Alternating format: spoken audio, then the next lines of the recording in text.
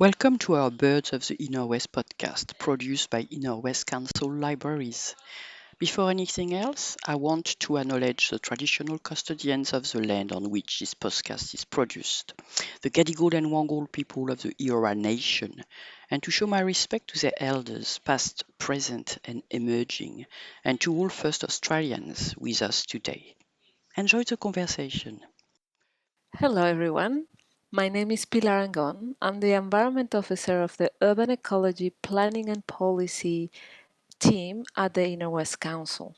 My role is to coordinate education and engagements related to wildlife, water, and nature in our local area.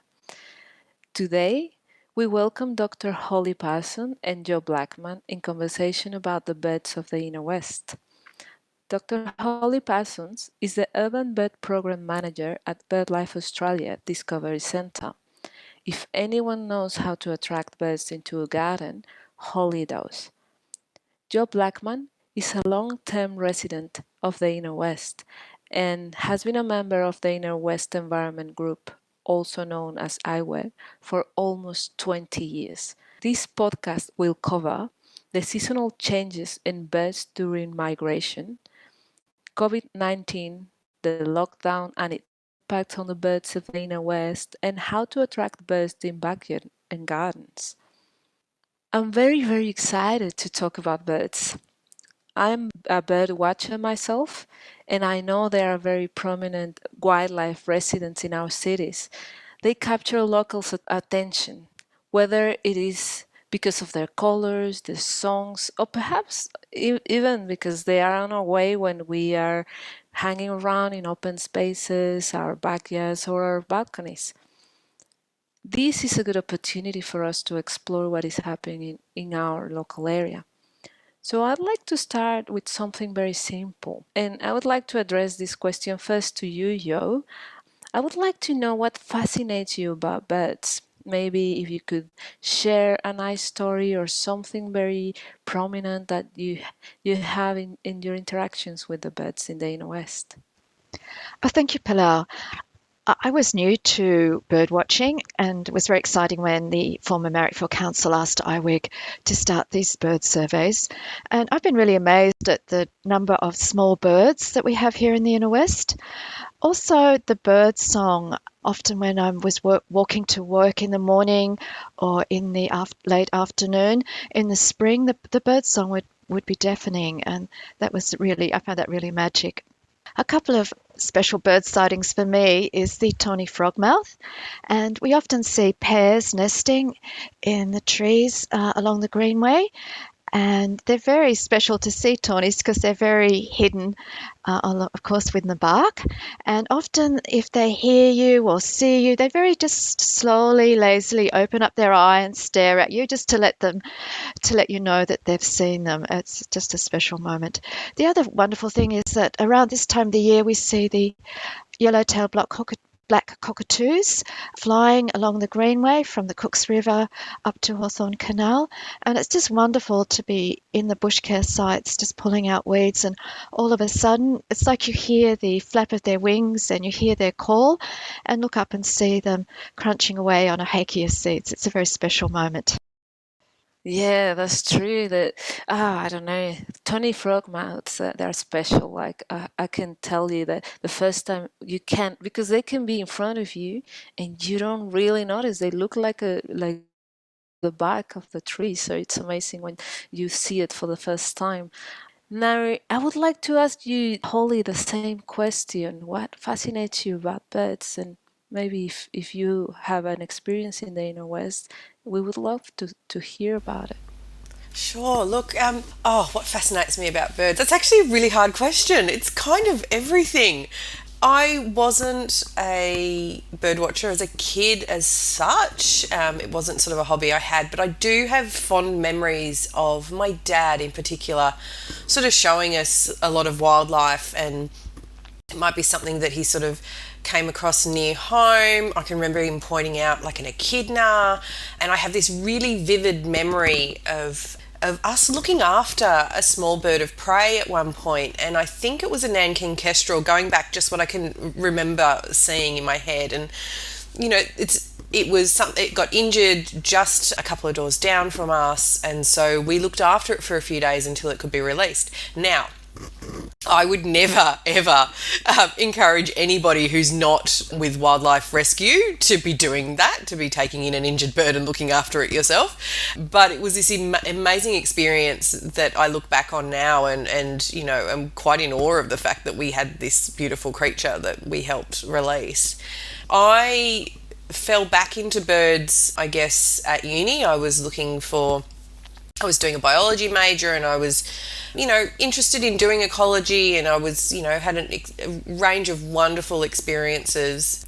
One of the things that got me hooked was a summer session I did where I went to Barren Grounds, which is just down past sort of Jamboree on the south coast. And we were assisting some people who were banding ground parrots.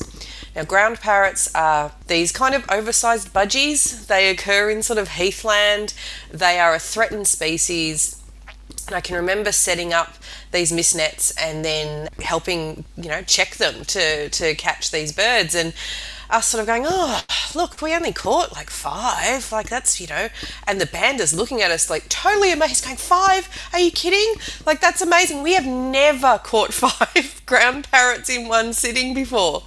So it just really showed how rare this bird is. And this is a species that, used to be found throughout Sydney, and it is very, very contracted in its range now, and it has not been seen in Sydney in a very, very long time.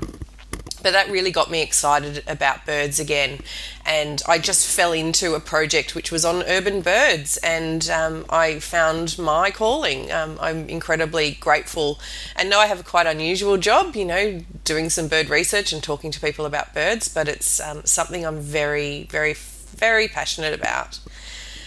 In terms of inner west birds, I admit I don't get to spend a lot of time in the inner west, but I do love, even the common birds. Like, I love seeing an ibis. I know they're not for everybody. I love seeing a brush turkey.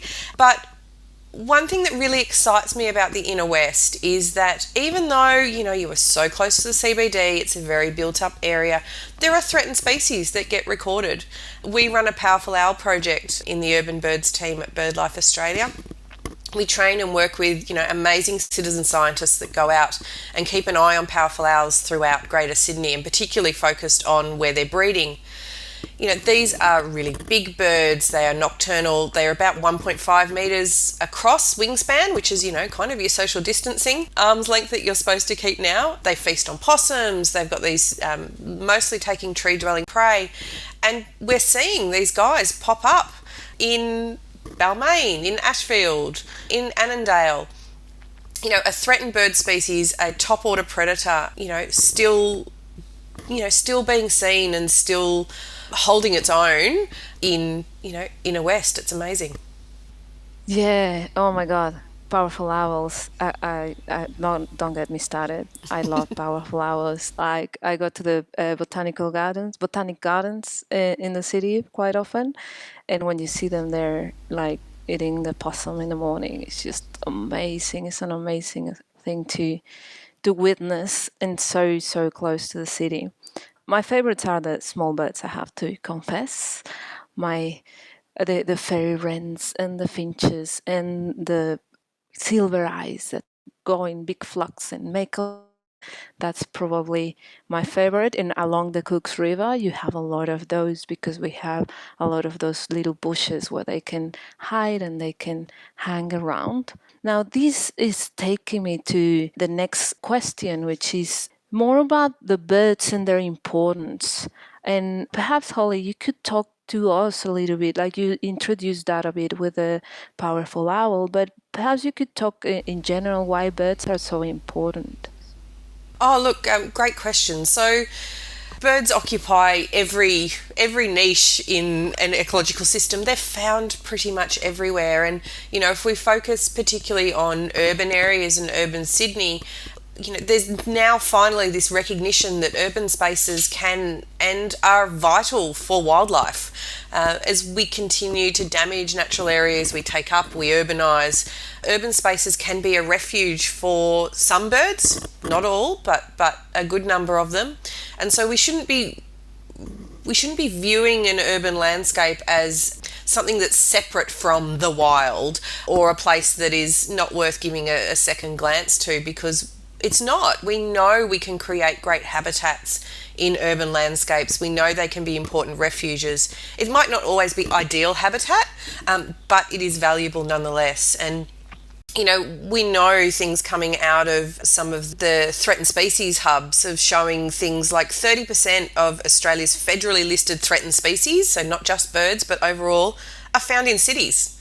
So urban areas, can support substantially more threatened species than even rural landscapes. It's a really valuable habitat, and birds are a key member of that environment in the urban landscape, and they tend to be what we see and interact with because they are so visible. There's so many of them.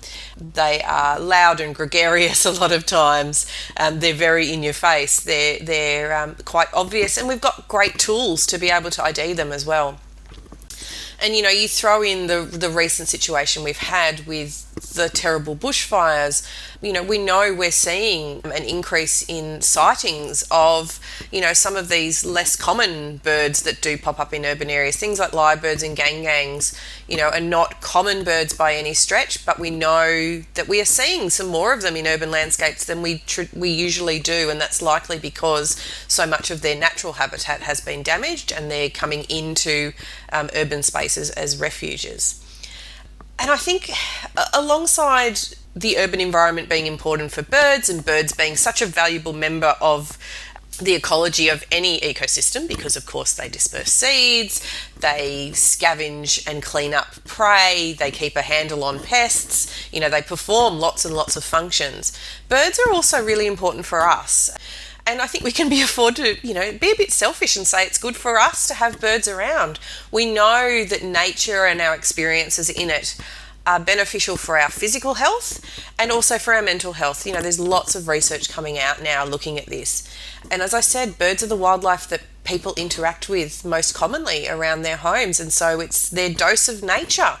So for those of us that love them, whether we know their names or not, they're a great stress relief. They're engaging, they're colourful, they're happy, and for the most part, they're fun to have around. Of course, there are exceptions. Sometimes birds are not behave as well as we would like to, but for the most part, they're a really fun and obvious part of nature that we can connect with daily. Well, we'll touch a little bit more on the bushfires and the birds that have found some refuge in the cities. But before going there, I would like to ask you, Joe. Obviously, you've been part of the birdos at the GreenWay for quite a long time. So, what do you think is the importance of birds in that particular setting? I'm always surprised at the number of people that stop when we're doing our bird survey and say, "Oh, what are you doing?" And we say our bird surveys and what have you seen? And it's just that people sometimes have surprising knowledge of birds, and that's always very heartening. And they stop for a few minutes and look up and see things that we can, that we're also seeing, which is fantastic. For IWEG, the information that we record gets put into the Australian Wildlife Atlas database, so it's open data for sharing. And we've also used it as part of environmental impact statements. There's so much development in the West now, and often when a new residential development is being built, they don't actually do their own study, they just rely on these databases. So unless we have the information there, it's very hard to say, "Oh, you're damaging the environment." And so they say, "Well, where's the evidence?" And collecting this citizen science data helps to protect these special areas. And that's a very, very good point. And I guess BirdLife Australia is one of those organizations that collect all that information and make it available for the rest of the community that perhaps are not aware of things, or perhaps are limited in their interactions with nature. So I would like you, Holly, to tell us a bit about what BirdLife Australia's aims are. Sure. So BirdLife Australia is the country's largest organisation, which is devoted exclusively to the future of or protecting Australia's native bird life and its habitats. So we're a science-based conservation organisation, I guess you'd say. So bird monitoring, bird surveys is at the core of everything that we do. So we have, we do on-ground conservation, we do research projects, we do education and engagement on birds. And, it's not only staff, but we work with this huge and amazing pool of citizen scientists, volunteers, bird watchers who go out and do bird surveys, and they feed that data into our data portal, Bird Data, which gets shared amongst other portals as well. So, we're not only about keeping that data to ourselves, like Atlas of Living Australia, a lot of our data feeds into that portal as well. So it's about getting that information out there, and based on good science and good monitoring, whether it is on, a huge range of birds, from shorebirds that spend their winters in Australia and then migrate to Siberia. Oh, sorry, the other way around. They spend their summers in Australia and then migrate north. We've got little grass wrens in arid Australia that we work with. We work in the urban space, so we're not always focused on threatened species, but on the birds that occur in our urban landscapes, in our gardens, in our parks, and our urban patches of bush as well. And so BirdLife Australia is this culmination of two very old organisations. So Birds Australia and Bird Observation and Conservation Australia, they were both over 100 years old, and we merged in 2012 to form BirdLife Australia. So as I said, it's all about monitoring and using that good science to inform what we do and what others should be doing to protect birds. Thank you, Holly. So that's very interesting. And it's interesting to understand how the changes in seasons and the changes in the environment have impacted the behavior of birds that are usually in different places. So I would like you to talk to us a little bit about those changes due to the bushfires or due to the COVID-19. What are those changes in the behavior of birds in the cities and in urban settings? So, these bird surveys are still coming in all the time, and our knowledge of how birds as a whole have been impacted by the fires is still very much evolving. The fires happened, we had volunteers who were just, chomping at the bit to get back out and, identify where the potential refuges are. There were people putting out supplementary food and all sorts of things once they got clearance. But then, just as people were able to actually get out, COVID-19 happened, and so everybody got locked down again. And so that immediate response of where birds are in fire regions, barely got underway before we had to sort of stop again. And, we're starting to get out there a little bit now, but again, that may change very quickly. What we know, though, is that we've seen a real increase in the data that's coming into us from people who are birding at home. So, no longer can birders go out into their favourite big patch of bush or head out to the national park. So instead, they were sending us in data from their own gardens, which for a lot of BirdLife Australia staff might have been a bit frustrating. For me, who runs a Birds in Backyards program, I was pretty happy with it. So we've seen this sort of tenfold increase in sightings coming into bird data into the Birds in Backyards surveys from, say, comparing April last year to April this year. But in terms of how the birds respond, as I said, we're still teasing through that data, but we think that we might not necessarily be seeing birds moving to entirely new areas, but instead we can see that within their normal distribution, they're probably coming into sort of the extremes of their range. And so, a couple of birds where we're seeing this sort of increase in reporting is with superb lyrebirds and with gang cockatoos. We've seen something like at least a doubling of recordings of this species for this time of year. So, and they seem to be in sort of more urban areas. In terms of the inner west, Jo will be able to talk more about what changes she's seeing on the ground. But, just in going through our bird data portal, I've been really excited to see an increase in sightings of powerful owl. Again, one I talked about before. We had only a couple of records last year. We've now seen, quite a few more coming in of locations of these birds popping up, and these are not, I don't think, breeding birds. These are ones that are moving through the inner west and feasting on some yummy possums and probably some flying foxes too. Powerful owls are one of the birds that we are concerned about after the fires, because, while we have a reasonable stronghold of them in Sydney, we have something like 10% of the population of all powerful owls occur in the Sydney region. But we know we lost 30% of their distribution of the habitat they live in the fires. So it's a huge amount. So the urban population we've got and these sightings that are coming in might be bolstered by birds that are moving in to Sydney, but just as likely and just as importantly, it's likely that the Sydney population is going to be an important source. So it's going to be replenishing birds lost from natural areas. So the birds that breed here can potentially be moving out into natural areas when those sites regenerate.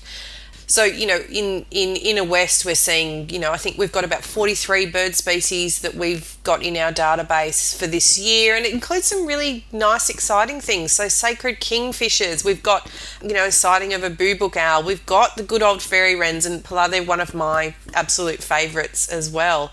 So there's a good mix of, the really common guys, rainbow lorikeets, noisy miners, common miners, they're our urban winners across the board, but there's some good diversity there. There's willy wagtails, there's New Holland honeyeaters, there's this suite of small birds that really struggle in urban landscapes but are still holding on in the inner west. Thank you, Holly. Joe, can you just quickly talk to us about how the COVID-19 situation has changed the way your IWEG group works? We, I guess we're working from our backyards, as Holly said, during COVID-19. We also spread through our networks the wonderful work that Birds in Backyards were doing and the podcasts that they were doing. And we had feedback that was just amazing, especially for families with young kids. That was really excellent and really encouraged, gave kids a real exciting thing to do during the day. We noticed, I guess, the birds extending their range a little. We had a golden whistler. Normally we just see them in one spot in Western Street, but now we're seeing them closer down to Dulwich Hill Station, which is exciting. A lot more New Holland honeyeaters around also. The drought, of course, so terrible. We noticed less birds last year, so it's exciting to see the numbers coming back to what we'd seen in previous years. Yeah, we would always be a bit surprised how many birds are around in winter. Now, we are in winter in Sydney, and just to finish off this conversation, I would like you, for both of you, maybe Joe, you can start with a few tips of how people, obviously you got a lot of people doing birding in their backyards and trying to get into that sort of action while they were stuck at home. So some tips that you can give people to attract birds to their backyards and get those spaces much better for them to come along and do things. Yeah. Thanks, Pilar. Creating habitat, and I'm sure Holly will speak about that, but creating safe habitat for birds is really important. And also to hanging on to the weedy spaces that we have left along the light rail, little corners in factories, streetscaping, so important for the small birds, especially for them to feel safe and protected. Of course, when it was so hot, leaving out water for them. And to be a responsible pet owner is so important as well. Keeping your cats in at night time, making sure they have a bell, they're all critical. And also to plant some species which the small birds love, not the large grevilleas, but things that have small flowers are the ones that the honeyeaters love especially.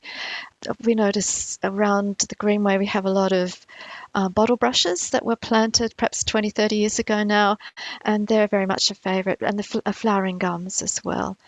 They're all really important. And just put away a small corner in your garden, where you can plant some flowering shrubs. The nurseries will give you advice there as well, and not only for our birds but also for our native bees. It's a really special thing to be able to plant. Sure. Look, I think Joe's done an amazing job of covering off everything that I would suggest, really, as well. So, I think one thing that comes out of the Birds in Backyards surveys that we do is we record not only the birds that are visiting in people's gardens, but what their gardens are like. And so that helps us understand the different habitat preferences that birds, some of our native species, have.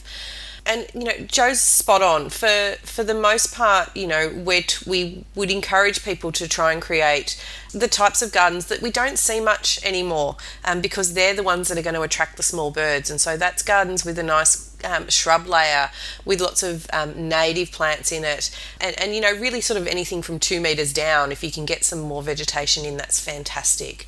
So even if you don't have a lot of space, there's always things you can put in. You can use pots, you can use hanging plants, get a bit creative. It might not provide a lot of shelter for birds, but it can be some food, or it could be some food for their food, so it could attract lots of insects and things, which is going to benefit birds as a whole. As Joe said, there's 2 great nurseries that Inner West Council have that you can access at Marrickville and Roselle Bay, depending on what the restrictions are like. So you can get local site-specific advice and get locally native plants at a really good price as well, which is always handy. And think about other things like putting in a bird bath. We know that gardens that put in bird baths tend to get more birds coming to visit them. You can think about a nest box as well to help out some species of birds that use hollows. We can replicate with a nest box. Just ensure that you are putting in a box for the bird that you want to attract, because different shaped boxes attract different birds. And you need to keep an eye on it and monitor, so we don't have things like the common or the Indian myna moving in. You need to be able to make sure it's supporting the right birds. Keep your cats indoors, or in a cat run as well. And as Joe said, have a safe space in your garden that's maybe away from the dogs as well, that the birds can enjoy. I'd also encourage people to not only create great habitat, but tell us about it. So please do surveys. There are many different options out there. We run the Birds in Backyard surveys, and our winter survey is open at the moment. So even if you don't know the names of the birds, there's all sorts of features built in there to help you out with your ID. So knowing what's around and what your gardens are like helps us enormously in understanding how Sydney birds and Australia-wide urban birds are being impacted. Thank you very much, Holly. Well, there are a lot of things we can do to attract birds to our backyard. So native plants nurseries are not open to the public at the moment, but we are working on opening them very soon. They are with the emergency management team trying to get things ready. So keep an eye on our website. We have a nurseries website. We also have a website on habitats and how to create them. If you want to have a look at there, there's a few links and a few tips that you can check. And also, if you have any specific questions, perhaps you can shoot us an email. We have our urban ecology email.